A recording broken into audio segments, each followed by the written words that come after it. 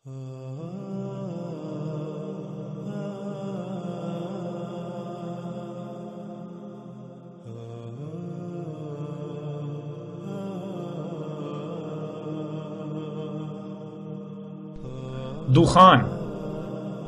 ناظرین، دخان کے بارے میں آپ نے یہ بات عام سنی ہوگی کہ قیامت سے پہلے ایک دھواں ظاہر ہوگا جو پوری دنیا میں پھیل جائے گا۔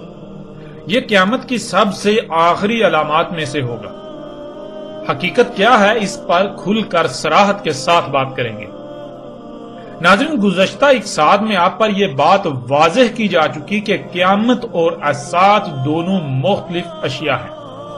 قیامت اللہ لائے گا، مگر الساعۃ انسانوں کے اپنے ہی مفسد اعمال کی وجہ سے آئے گی۔ الساعۃ وہ عظیم تباہی ہے جو انسانوں کے زمین و آسمانوں میں کیے گئے مفسد اعمال کے رد عمل میں سے ایک عظیم رد عمل ہے۔ یوں الساعۃ کا ذمہ دار بذات خود انسان ہوں گے۔ ناظرین، دخان علامات و اشراط الساعۃ کی سب سے آخری علامات و اشراط میں سے ایک علامت اور شرط ہے۔ حقیقت یہ ہے کہ علامات و اشراط الساعۃ میں دخان وہ آخری علامت اور شرط ہے جس کے بعد صرف دو علامات ہی بچتی ہیں۔ ان میں سے ایک عیسیٰ ابن مریم علیہ السلام کی بعثت، اور پھر سب سے آخری علامت عیسیٰ ابن مریم رسول اللہ صلی اللہ علیہ وآلہ وسلم کی موجودگی میں القاریہ ہے۔ اس کے بعد انتہائی قلیل مدت کے بعد ساعت کا قیام ہوگا، جو کہ عظیم زلزلہ ہوگا، ایسا زلزلہ کہ اگر اسے نکال دیا جائے تو پیچھے زلزلوں کی اہمیت و حیثیت ایسی رہ جائے گی جیسے کہ جسم سے تمام کی تمام ہڈی نکال دینے سے جسم کی اہمیت و حیثیت رہ جاتی ہے۔ ناظرین، آگے بڑھنے سے پہلے دخان کے بارے میں دو باتیں ذہن میں ہونا بہت ضروری ہیں۔ ان میں پہلی بات یہ کہ دخان علامات و ساعت میں سے ہے، یعنی جب دخان کا ظہور ہو جائے گا تو یہ ساعت کے بالکل سر پر آ جانے کا اعلان و علام ہوگا۔ یعنی نہ صرف الساعت کے سر پر آنے کا علام ہوگا بلکہ الساعت کے سر پر آنے کی علامت ہوگی کہ اب الساعت میں وقت بالکل ختم ہو چکا۔ اور دوسری بات یہ ہے کہ دخان ان اشراط الساعت میں سے ہے، یعنی جن وجوہات کی بنا پر الساعت آئے گی، ایسا عظیم زلزلہ آئے گا کہ تمام انسانوں کا صفحہ ہستی سے نام و نشان مٹ جائے گا، ان وجوہات میں سے ایک بنیادی وجہ دخان ہوں گی۔ ناظرین، اس سے پہلے کہ بات کریں دخان پر، ہم ایک بات کھول کر واضح کر دینا چاہتے ہیں، وہ یہ کہ جیسا کہ آپ گزشتہ ایک ساتھ میں دیکھ چکے ہیں کہ جن موضوعات پر بات ہوئی انہیں کھول کر واضح کیا۔ اس سے پہلے ان کے بارے میں کیسی کیسی دیو مالائی کہانیاں پھیلا دی گئی تھی، اتنی پھیلا دی گئی کہ زبان زدعام ہو گئی، جس کی وجہ سے حق بالکل چھپ کر رہ گیا۔ بالکل عین اسی طرح ساتھ کی اس علامت و شرط یعنی دخان کے بارے میں بھی کیا گیا۔ آج تک یہ پھیلا دیا گیا کہ قیامت کے قریب ایک دھواں ظاہر ہوگا، لیکن حقیقت ناظرین اس کے بالکل برعکس ہے۔ دخان عربی میں دھوئیں کو نہیں بلکہ گیسوں کو کہا جاتا ہے، اور پھر یہ دخان نہیں بلکہ دخان ہے۔ یعنی آپ سکرین پر نظر آنے والی قرآن کی اس آیت میں بھی دیکھ سکتے ہیں کہ لفظ دخان کے نون کے نیچے دو زیریں ہیں، اور عربی کا اصول ہے کہ جب بھی دو زیریں استعمال ہوتی ہیں تو پھیلاؤ آتا ہے، یعنی جمع کا صیغہ بن جاتا ہے، اور اس کے برعکس دو زبریں سکڑپن پیدا کرتی ہیں۔ اس آیت میں آپ کے بالکل سامنے ہے کہ لفظ دخان کے نیچے دو زیریں ہیں، جس سے یہ لفظ جمع کا صیغہ بن جاتا ہے، جس کے معنی ایک سے زیادہ گیسوں کے ہیں۔ اور یوں ناظرین، آج تک مذہبی طبقے کی طرف سے دیا جانے والا دھوکہ بھی چاک ہو جاتا ہے کہ جسے آج تک دھواں کہا جاتا رہا اور عام کر دیا گیا، وہ دھواں نہیں، دھواں تو واحد ہے بلکہ دخان جمع کا صیغہ ہے جس کے معنی ایک سے زائد گیسیں ہیں۔ پھر ناظرین، اس کے علاوہ آج تک یہ بات بھی نہیں بتائی گئی کہ اس کی وجہ کیا ہوگی، کیونکہ اس کائنات میں یہ اٹل حقیقت ہے کہ ہر عمل کے پیچھے کوئی نہ کوئی وجہ ضرور ہوتی ہے، اور ہر عمل کا رد عمل بھی ہے۔ تو پھر کیا علامات و اشراط الساعت میں سے ایک دخان کیا عمل ہوں گی؟ اگر عمل ہوں گی تو ان کے پیچھے وجہ کیا ہوگی؟ یہ کن کا عمل ہوگا؟ اور اگر عمل کی بجائے رد عمل ہوں گی تو پھر کس کا رد عمل ہوں گی؟ وہ کون سے اعمال ہوں گے اور ان کا ذمہ دار کون ہوگا؟ ناظرین، آج تک اس پہلو کو چھپا دیا گیا۔ ناظرین، ہمارا یہاں نہ صرف آپ لوگوں سے سوال ہے بلکہ اس طبقے سے بھی یہ سوال ہے کہ جو دین کا ٹھیکیدار بنا ہوا ہے کہ آخر آج تک ان سوالات کے جوابات کیوں نہ دیے گئے؟ کیا اس کی وجہ صرف اور صرف یہی نہیں ہے کہ دین کے ٹھیکیدار طبقے کے پاس ان سوالات کے جوابات ہی نہ تھے اور اپنی دکانداری کے بند ہونے کے خوف سے ان سوالات کو سرے سے ہی غائب کر دیا گیا اور اس اتنے اہم موضوع کو بھی باقی اہم اور حساس ترین موضوعات کی طرح دیو مالائی کہانی بنا دیا گیا؟ ناظرین، اللہ کے فضل سے ہم ان سوالات سمیت باقی جتنے بھی سوالات پیدا ہوں گے ہر سوال کا ہر پہلو سے جواب سامنے لائیں گے۔ اب آتے ہیں اپنے موضوع کی طرف اور سب سے پہلے یہ جان لیتے ہیں کہ لفظ دخان کے معنی کیا ہے۔ دخان کسے کہتے ہیں؟ ناظرین، یہ لفظ دخان بنا ہے دخ سے، اور دخ عربی میں گیس اور دخان عربی میں گیسوں کو کہتے ہیں۔ وہ گیسیں جن سے مادہ وجود میں آتا ہے، خواہ وہ مائع حالت میں ہو یا پھر ٹھوس حالت میں، پھر یہی مادہ جب دوبارہ کیمیائی عوامل سے گزرتا ہے تو اس سے خارج ہونے والی گیسوں کو دخان کہا جاتا ہے۔ ناظرین، آگے بڑھنے سے پہلے یہ بات لازم ہے کہ لفظ دخان کو صحیح طور پر سمجھ لیا جائے۔ جب تک لفظ دخان کو صحیح سے سمجھ نہیں لیا جاتا تب تک نہ صرف اس اہم علامت کو پہچان نہیں سکیں گے بلکہ کسی کے لیے بھی آپ کو گمراہ کرنا یا پھر آپ کا گمراہ ہونا بہت آسان ہوگا۔ ہم ایسا کرتے ہیں، لفظ دخان کو سمجھنے کے لیے اللہ سبحانہ و تعالیٰ سے یہ سوال کرتے ہیں اور اللہ سبحانہ و تعالیٰ اپنے کلام قرآن کے ذریعے بالکل صراحت کے ساتھ اس سوال کا بھی جواب دے دیتے ہیں، جیسا کہ آپ کو سکرین پر آیت نظر آ رہی ہے۔ ناظرین، یہ سورہ فصلت کی آیت نمبر 11 ہے اور اس میں اللہ سبحانہ و تعالیٰ نے بالکل صراحت کے ساتھ واضح کر دیا کہ زمین و آسمان تخلیق سے پہلے دخان تھے۔ زمین و آسمانوں کو دخان سے خلق کیا گیا۔ زمین و آسمانوں یعنی اس زمین اور اس کے گرد 7 تہ در تہ گیسوں کی تہوں جو کہ 7 آسمان ہیں، ان سب کو دخان سے خلق کیا ہے۔ اور ناظرین، جب آپ زمین کے گرد 7 تہوں میں غور کریں تو آپ پر روز روشن کی طرح یہ بات واضح ہو جائے گی کہ یہ 7 تہیں مختلف گیسوں پر مشتمل ہیں، یعنی آسمانوں کو تو گیسوں سے خلق کیا گیا۔ اور پھر اسی طرح آپ زمین پر موجود مادے میں غور کریں، وہ خواہ ٹھوس حالت میں ہو یا پھر مائع حالت میں، یہ سب بھی گیسوں کو مختلف کیمیائی عوامل سے گزار کر ہی وجود میں لایا گیا۔ اس کائنات میں نہ صرف یہ قانون ہے بلکہ یہ اٹل حقیقت ہے کہ جیسے جیسے درجہ حرارت کم ہوتا ہے تو گیسیں سکڑ کر منجمد ہوتی ہیں، جو کہ ٹھوس یا مائع حالت میں مادے کی صورت اختیار کرتی ہیں، اور جیسے جیسے درجہ حرارت بڑھتا ہے تو وہ مادہ ٹھوس یا مائع حالت میں ہو اس کے مالیکیول کے بانڈ ٹوٹ کر دوبارہ گیسوں میں تحلیل ہو جاتا ہے۔ یعنی درجہ حرارت جیسے جیسے کم ہوتا ہے تو گیسیں منجمد ہو کر مائع مادے کی حالت اختیار کرتی ہیں اور ان سے پھر ٹھوس مادہ وجود میں آتا ہے، اور جیسے جیسے درجہ حرارت بڑھتا ہے تو وہی مادہ خواہ وہ ٹھوس حالت میں ہو یا مائع حالت میں اس کے مالیکیولز بانڈ ٹوٹ کر دوبارہ ایٹمز میں بدل کر گیسوں کی صورت اختیار کر لیتے ہیں۔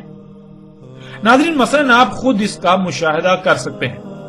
آپ ایک درخت کو کاٹیں تو درخت کی لکڑی مادہ ہے۔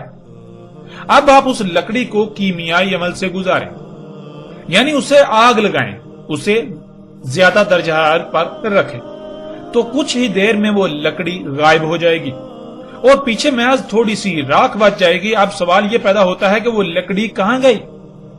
تو اس کا جواب یہ ہے کہ لکڑی گیسوں سے وجود میں آئی تھی جو دوبارہ گیسوں میں تحلیل ہو کر فضا کا حصہ بن گئی۔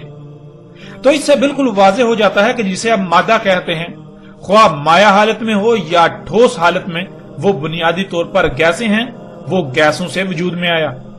اس طرح ناظرین، آپ ایک اور مشاہدہ بھی کر سکتے ہیں۔ آپ ایک برتن میں پانی لیں، پھر اس برتن کو چولہے پر رکھ کر نیچے آگ جلا دیں، کچھ ہی دیر بعد برتن سے پانی غائب ہو جائے گا۔ تو سوال یہ پیدا ہوتا ہے کہ پانی کہاں گیا؟ تو اس کا جواب بھی بالکل واضح ہے کہ پانی گیسوں سے وجود میں آیا تھا جو آگ پر رکھنے سے دوبارہ گیسوں میں تحلیل ہو کر فضا کا حصہ بن گیا۔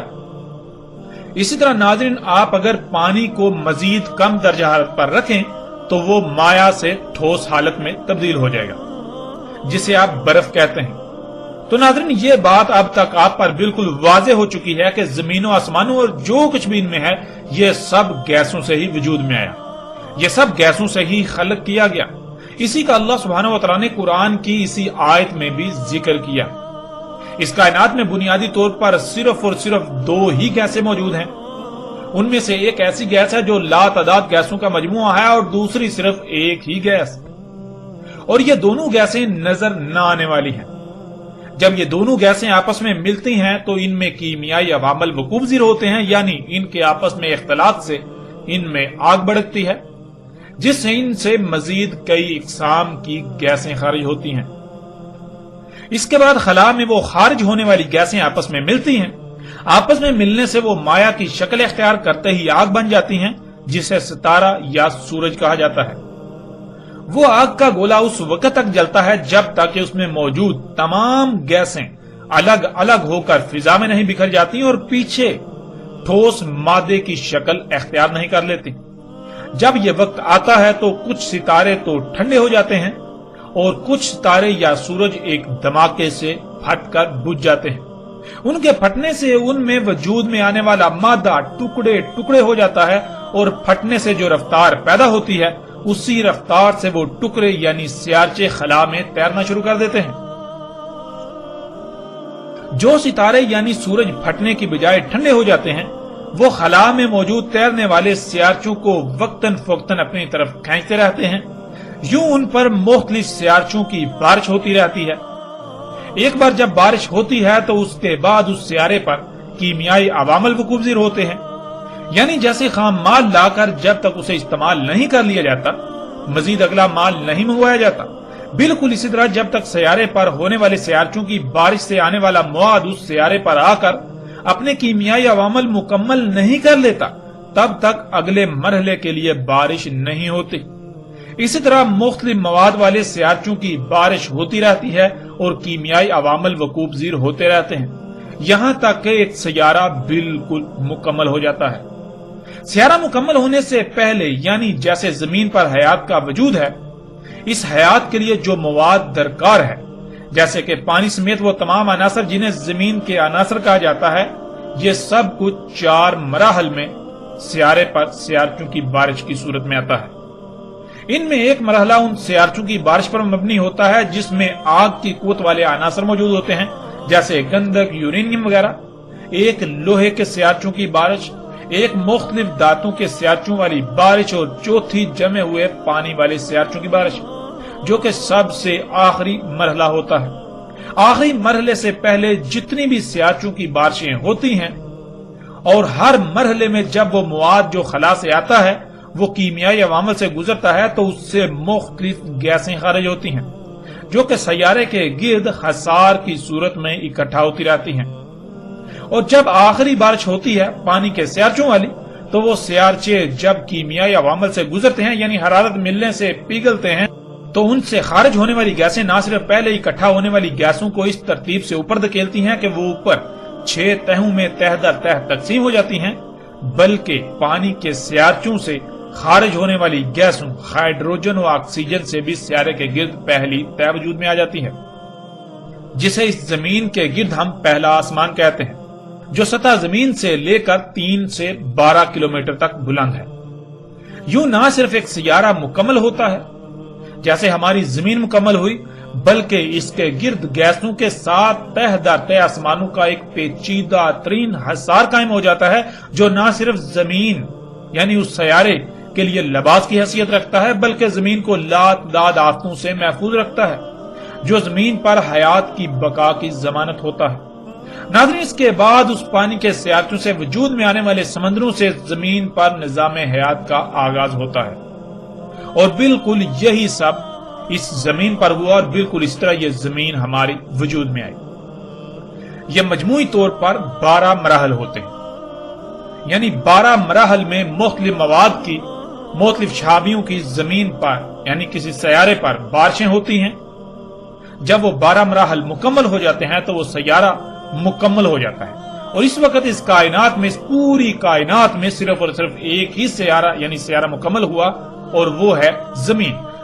باقی خلاؤں میں جو آپ کو سیارے نظر آتے ہیں وہ سب کے سب تکمیلی کے مراحل سے گزر رہے ہیں، اور وہ ستارے جو آپ کو نظر آتے ہیں وہ ان سیاروں کی تکمیلی کے لیے مواد کو پروڈیوس کر رہے ہیں، مواد پیدا کر رہے ہیں، مواد تیار کر رہے ہیں.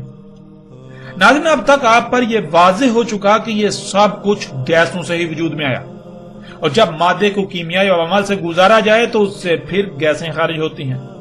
ان گیسوں کو عربی میں دخان کہتے ہیں. یعنی جیسے پانی برف بنا، اور اگر برف کو زیادہ درجہ حرارت پر رکھا جائے تو وہ دوبارہ پانی بن جائے گا، اور اگر مزید زیادہ درجہ حرارت پر رکھا جائے گا تو پانی بھی غائب ہو جائے گا. یعنی وہ جن گیسوں سے وجود میں آیا تھا دوبارہ ان گیسوں میں تحلیل ہو جائے گا. زمین اور اس کے گرد 7 تہہ در تہہ آسمانوں کی مثال بھی بالکل اسی پانی کی سی ہے. اور ناظرین، الحمدللہ آپ گزشتہ ایک ساتھ میں اس بات کو تفصیل کے ساتھ جان چکے ہیں کہ اللہ سبحانہ و تعالیٰ نے زمین و آسمانوں اور جو کچھ بھی ان میں ہے ان میں توازن، میزان قائم کیا. اس کائنات میں جب بھی کوئی کیمیائی عمل وقوع پذیر ہوتا ہے تو لامحالہ گیسیں ضرور خارج ہوتی ہیں، لیکن اللہ سبحانہ و تعالیٰ نے اس کائنات میں ایک ایسا میزان یعنی توازن قائم کر دیا کہ زمین میں جو بھی کیمیائی عوامل وقوع پذیر ہوتے ہیں ان سے خارج ہونے والی گیسیں یعنی جسے آپ فضلہ کہہ سکتے ہیں وہ دوسری مخلوقات کی خوراک بنا دی، اور پھر اتنی ہی گیسیں خارج ہوتی ہیں جو مخلوقات کی ضرورت ہوتی ہیں، نہ ہی کم اور نہ ہی زیادہ، یہاں تک کہ رائی برابر بھی کم یا زیادہ نہیں، جس سے اللہ کا قائم کردہ میزان برقرار رہتا ہے اور ہر مخلوق ہر لحاظ سے محفوظ اور سلامت رہتی ہے. جس سے زمین و آسمانوں میں وضع کردہ اللہ کا توازن، میزان قائم رہتا ہے، اس میں خسارہ نہیں ہوتا. اور ناظرین، گزشتہ ایک ساتھ میں آپ یہ بات بھی تفصیل کے ساتھ جان چکے کہ اللہ سبحانہ و تعالیٰ نے فطرت میں چھیڑ چھاڑ کرنے، فطرت میں تبدیلیاں کرنے سے بہت ہی سختی کے ساتھ منع کیا، کیونکہ اگر ایسا کیا جائے گا تو اللہ سبحانہ و تعالیٰ کا قائم کردہ توازن، قائم کردہ میزان بگڑ جائے گا، جوں سب کچھ درہم برہم ہو جائے گا. اللہ سبحانہ و تعالیٰ نے کہا تھا کہ ان میں چھیڑ چھاڑ نہ کرنا، صرف اور صرف اللہ پر ہی توکل کرنا، یعنی اپنی ضروریات کو پورا کرنے کے لیے خود کو فطرت کا ہی محتاج بنانا، جو دائرے یعنی جو حدود لگا دی ان حدود سے تجاوز مت کرنا، ورنہ زمین و آسمانوں میں فساد ہو جائے گا.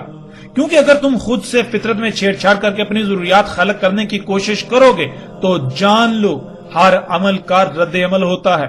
تمہارے اعمال سے خارج ہونے والی گیسوں کا تم کیا کرو گے؟ کیونکہ تم یہ بات جان چکے ہو کہ یہ سب کچھ گیسوں سے خلق کیا گیا، اور اگر ان میں چھیڑ چھاڑ کی گئی تو پھر طرح طرح کی گیسیں خارج ہوں گی. اور تم پر یہ بات بھی واضح ہو چکی ہے کہ ہر مخلوق کی ضروریات، ان کی مقدار اور ان کا معیار الگ الگ ہے. ایک شے اگر کسی مخلوق کی خوراک ہے تو وہی شے دوسری مخلوق کے لیے زہر قاتل. جب تم فطرت میں چھیڑ چھاڑ کرو گے، اس میں تبدیلیاں کرو گے، خود سے خلق کرو گے، تو پھر خارج ہونے والی گیسوں کا کیا کرو گے؟ کیا پھر توازن قائم رہے گا؟ ہرگز نہیں، پھر توازن قائم نہیں رہے گا. کیا پھر ان گیسوں سے سب کچھ درہم برہم نہیں ہو جائے گا؟ بالکل سب کچھ درہم برہم ہو جائے گا. کیا پھر ان گیسوں کی وجہ سے تمہیں لاتعداد اموات اور طرح طرح کی بیماریوں کا سامنا نہیں کرنا پڑے گا؟ بالکل اس کا سامنا کرنا پڑے گا. کیا موسموں کا نظام درہم برہم نہیں ہو جائے گا، جس سے زمین کا اگانے کا نظام درہم برہم، پانی کا نظام درہم برہم؟ تو کیا زمین میں ہر سطح پر خرابیاں اور بالآخر تباہیاں ظاہر نہیں ہوں گی؟ بالکل یہ سب ہوگا. جب تم اللہ کے اس قول کے خلاف وہی سب کرو گے جس سے تمہیں منع کیا گیا تو پھر یہ آسمان یعنی یہ فضا جس میں تم سانس لیتے ہو یہ طرح طرح کی گیسوں سے بھر جائے گی، اور پھر یہ دخان تمہیں ڈانپ لیں گی.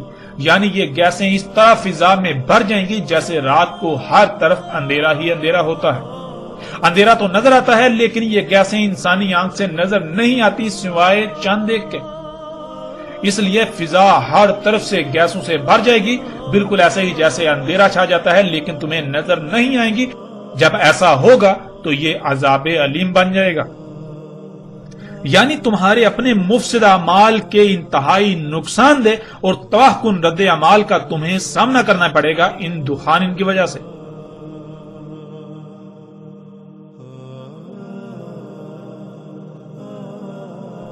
یہ تھی ناظرین دخان علامات و اشراط الساعۃ میں سے ایک۔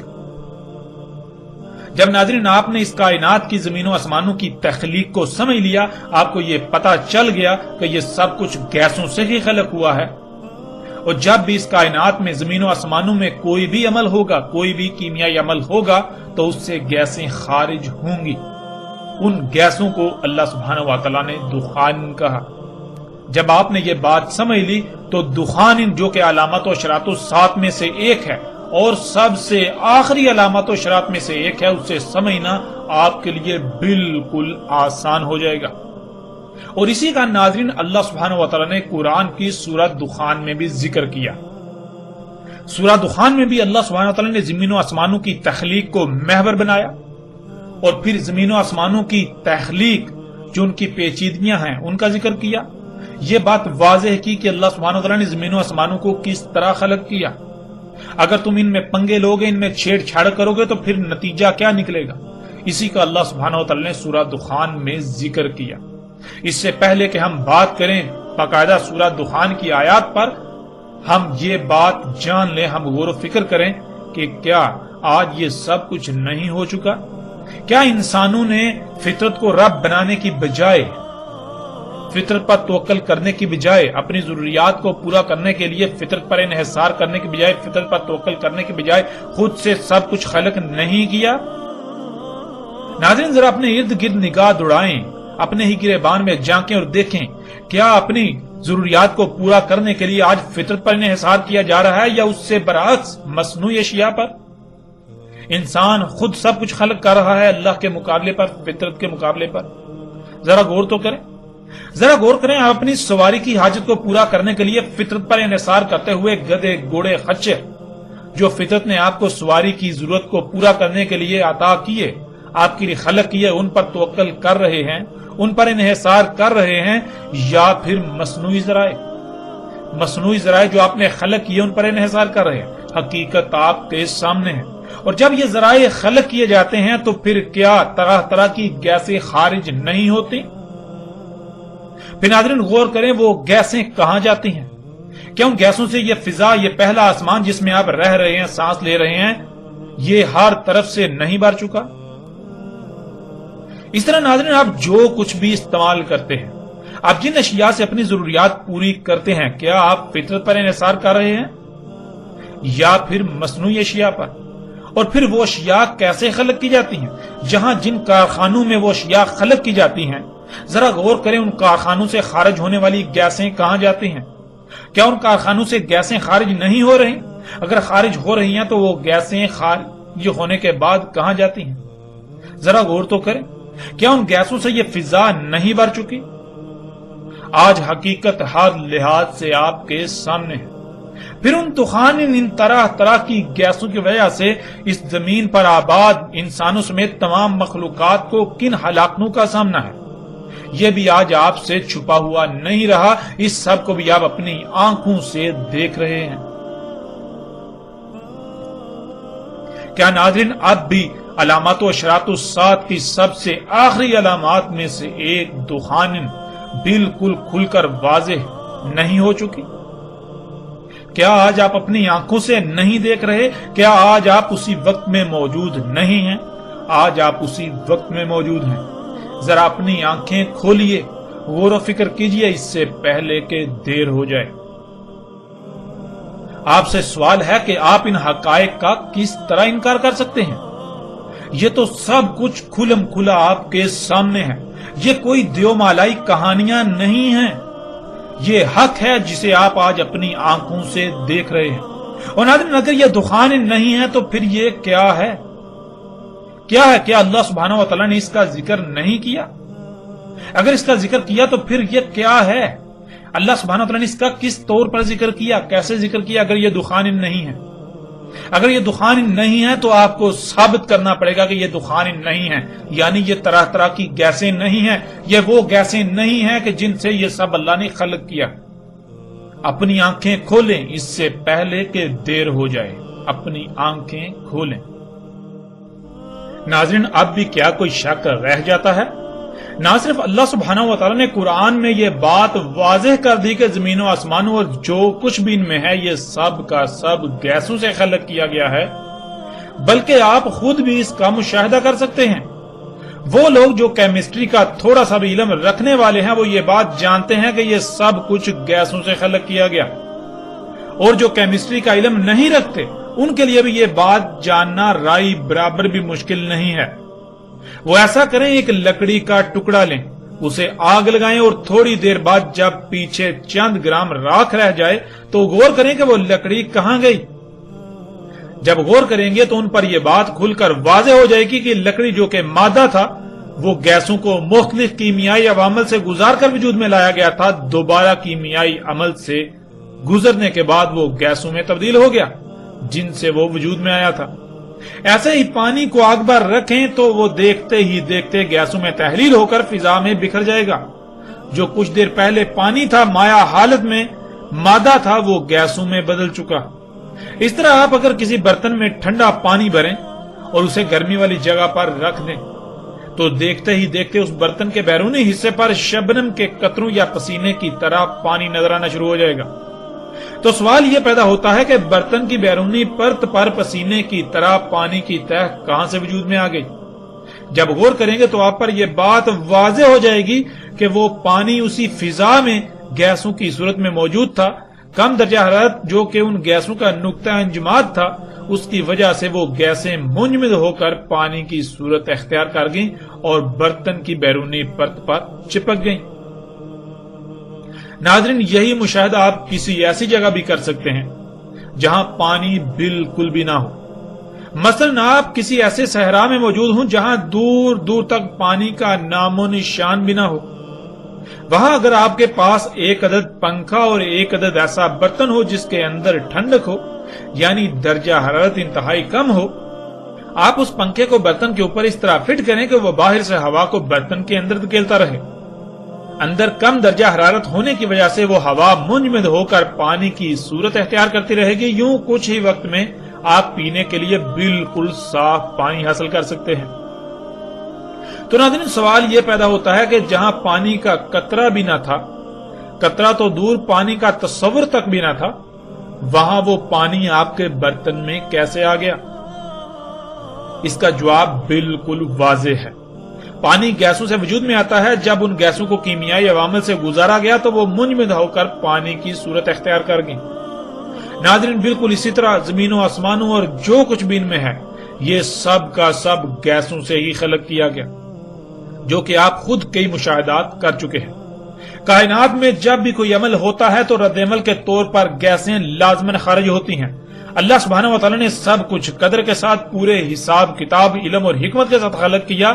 اللہ نے جو نظام وضع کر دیا، جب تک زمین و آسمانوں میں سب کچھ ویسا ہی رہے گا، اسی نظام کے تابع رہے گا، تو رائی برابر بھی فساد کا اندیشہ نہیں۔ تب تک میزان میں رائی برابر بھی خسارہ نہیں ہوگا، رائی برابر بھی خرابی نہیں ہوگی۔ ورنہ اگر اس کے علاوہ اوروں کو الہ بنایا جاتا ہے تو پھر یہ میزان برقرار نہیں رہے گا۔ آپ غور کریں، آج پوری دنیا میں کیا ہو رہا ہے؟ کیا اللہ کے علاوہ اوروں کو الہ نہیں بنایا جا چکا؟ حقیقت آپ کے سامنے ہے۔ جب اوروں کو الہ بنایا جا چکا تو پھر کیا گیسیں خارج نہیں ہو رہی؟ یہ سب بھی آپ کی آنکھوں کے سامنے ہو رہا ہے۔ تو پھر کیا یہ گیسیں زمین و آسمانوں میں سب کچھ تباہ و برباد کر کے نہیں رکھ دیں گی؟ بالکل، یہ سب بھی آج آپ اپنی آنکھوں سے ہوتا ہوا دیکھ رہے ہیں۔ ناظرین، جب یہ سب آپ اپنی آنکھوں سے دیکھ رہے ہیں، اس اٹل حقیقت کو اپنی آنکھوں سے دیکھ رہے ہیں، تو پھر اس سے انکار کس صورت کر سکیں گے؟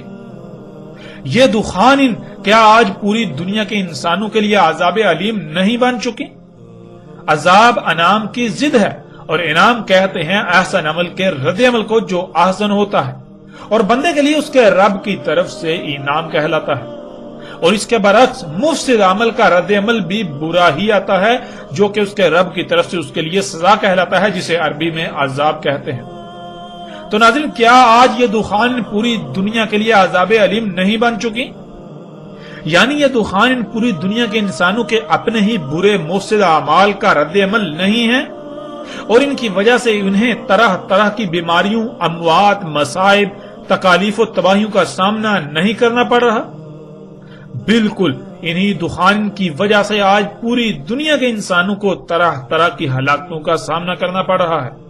ناظرین، حقیقت بالکل واضح ہے، اور دنیا کی کوئی طاقت اس حقیقت کا رد نہیں کر سکتی۔ حق اس قدر کھل جانے کے باوجود بھی جو لوگ حق کا انکار کریں گے تو ان قریب وہ ذلت آمیز ہلاکت کا شکار ہوں گے۔ تب ان کے پاس سوائے پچھتاوے کے کچھ نہیں رہے گا۔ تب وہ چیخ چیخ کر حق کو تسلیم کرنے کا اعلان کریں گے، مگر تب انہیں ماننا کوئی نفع نہ دے گا، بلکہ وہ ماننا فرعون کے ماننے کی مثل ہوگا۔ ناظرین، اب آتے ہیں قرآن میں سورہ دخان کی طرف، اور سورہ دخان سے علامات و اشراط الساعۃ کی آخری علامات و اشراط میں سے الدخان کو جان لیتے ہیں، اور اللہ سبحانہ و تعالی نے قرآن میں اس بارے میں کیا رہنمائی، اس کو بھی ہر لحاظ سے کھول کر آپ کے سامنے رکھتے ہیں۔